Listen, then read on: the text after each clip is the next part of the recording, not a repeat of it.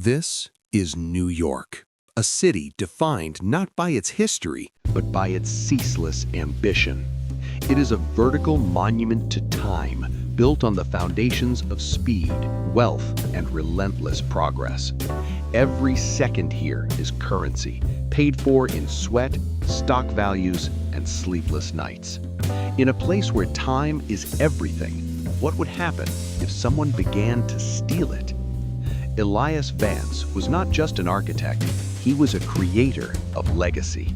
At 35, he was the heir to the Vance name, a lineage of builders who had shaped the Manhattan skyline for generations.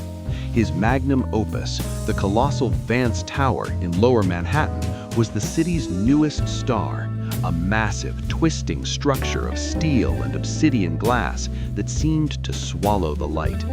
Elias stood on its 90th floor observation deck, watching the city's pulse accelerate. But that pulse was irregular. The first anomaly was subtle. Elias noticed it in the traffic patterns below. From his vantage point, traffic flowed normally, but when he focused on vehicles passing directly beneath the tower's shadow, they seemed to slow, their movement blurring, almost imperceptible against the normal, frantic pace of the street. Conversely, a block away, life seemed to race ahead, lights changing too quickly, pedestrians moving with unnatural haste. He dismissed it as optical refraction, a side effect of the tower's complex geometric cladding, but the effect persisted, a silent, terrifying ripple in the fabric of the city's life.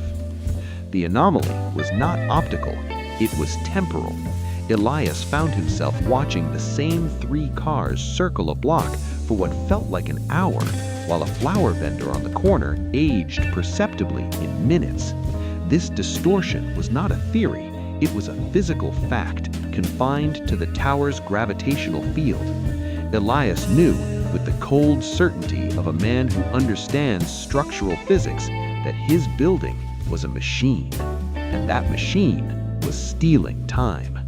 He needed proof, and he needed help outside the closed, self-serving world of New York's corporate elite. He reached out to Maya Sharma, an investigative journalist known for dismantling powerful structures, both corporate and physical. Maya, initially highly skeptical, saw Elias Vance as the embodiment of the corporate ambition she despised. So let me be clear, Mr. Vance, the newest, most expensive symbol of Manhattan capitalism is literally making people age faster or slower? Are you sure you haven't just been working too many 80-hour weeks? Elias showed her his data. High-precision sensors built into the tower's foundation, originally designed to monitor structural sway, were registering microscopic yet measurable deviations in local quantum entanglement signatures. Time was not uniform around the tower. It was being rerouted. Maya, a practical woman, was drawn in by the hard data, not the philosophy. The data showed that the temporal distortion was not random. It was being purposefully funneled to a single, deep sublevel of the tower, a floor not listed on any blueprints, sublevel 100. Elias revealed the tower's true, secretive history. It was not his design alone. It was the culmination of his grandfather's life work, Benjamin Vance, the legendary architect who disappeared in 1958. Elias had always believed his grandfather's final blueprints, known only as Project Kronos, were a set of utopian, unbuildable plans. Now he realized they were an operating manual. The Vance Tower was not an office building. It was a gigantic, city-scale temporal capacitor. The search for the truth took them deep into the city's history, forcing Elias to confront his family's dark legacy. Benjamin Vance had been part of the Copper Door Society, a secretive group of engineers and industrialists who believed they could manipulate economic and political futures by manipulating the infrastructure beneath the city. The skyscraper was their ultimate weapon. It was designed to pull ambient temporal energy, the subtle, unnoticeable sliver of time lost by every person in its field, and store it. But for what purpose? The answer lay in an old Manhattan library archive where Maya uncovered a suppressed newspaper clipping from 1958. Benjamin Vance was terminally ill, facing a devastating deadline. The skyscraper was not built for the city, it was built for him. The twist: the Vance Tower was not stealing time from the city to control it, it was storing it to transfer it to a single host. Benjamin Vance, the original architect, was not dead. He was in deep stasis, kept eternally young in sublevel 100, receiving the channeled time stolen from the living energy of New York. The city was paying for his immortality. The current CEO of the Vance Corporation, Elias's uncle Julian, was managing the temporal capacitor, using its stored time to subtly influence the financial markets, giving the company a microscopic yet insurmountable advantage over competitors. Julian was not just protecting the company, he was protecting his own claim to the temporal reservoir, hoping to inherit his father's temporal bounty. Elias and Maya, now operating as a dangerous, mismatched team, formulated a plan. They had to bypass the tower's elaborate security, which was designed not just for physical protection, but for temporal defense, and reach sublevel 100 before the next scheduled temporal discharge. The discharge, a massive release of stored time, was designed to completely accelerate the aging of a rival company's management team, clearing the way for a hostile takeover.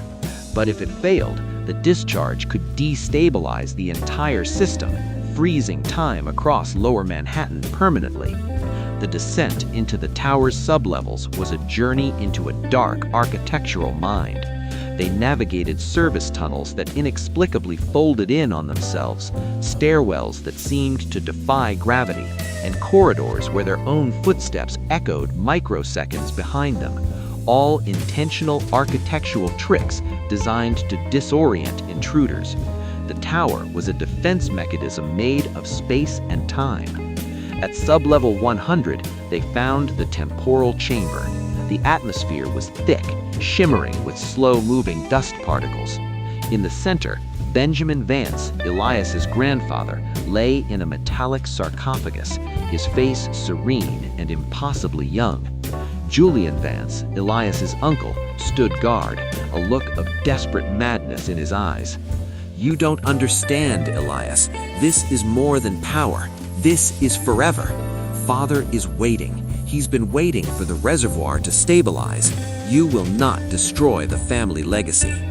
Julian activated the final stage of the discharge sequence. The core of the chamber, the temporal capacitor itself, began to glow an ominous blue-white. Time distortion around them intensified. Maya's hair began to gray at the temples. Elias felt a sharp, debilitating pressure in his joints.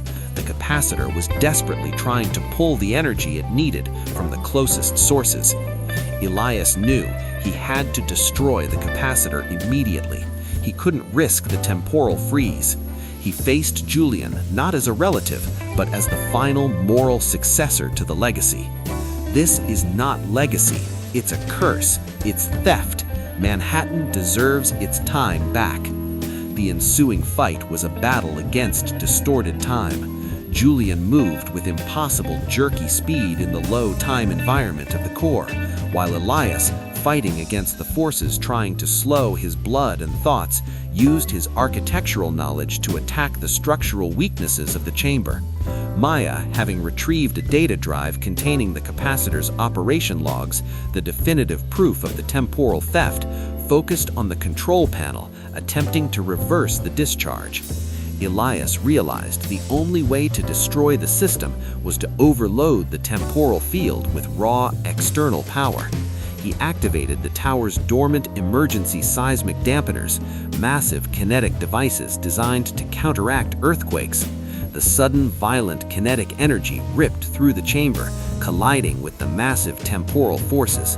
The chamber exploded in a blinding flash, a burst of energy that felt like the world catching up with itself. Time, compressed and hoarded for decades, was violently released back into the city. Elias and Maya found themselves standing outside the tower, miles away, disoriented but alive. The Vance Tower was structurally sound, but the entire central column of the building was now dark, the obsidian glass shattered, the temporal mechanism destroyed. Elias Vance was gone, the stolen time dispersed. Julian was apprehended by authorities, who, thanks to Maya's leaked data, had tracked the strange power fluctuations and the corporate espionage. The city stirred. No temporal freeze. The market remained stable. The crisis was averted, but the reality was now solid, linear, and irreversible. Elias stood on the pavement, looking up at the now silent tower, a beautiful monster he had helped build and then destroy. He had sacrificed his family name, his inheritance, and the most advanced piece of architecture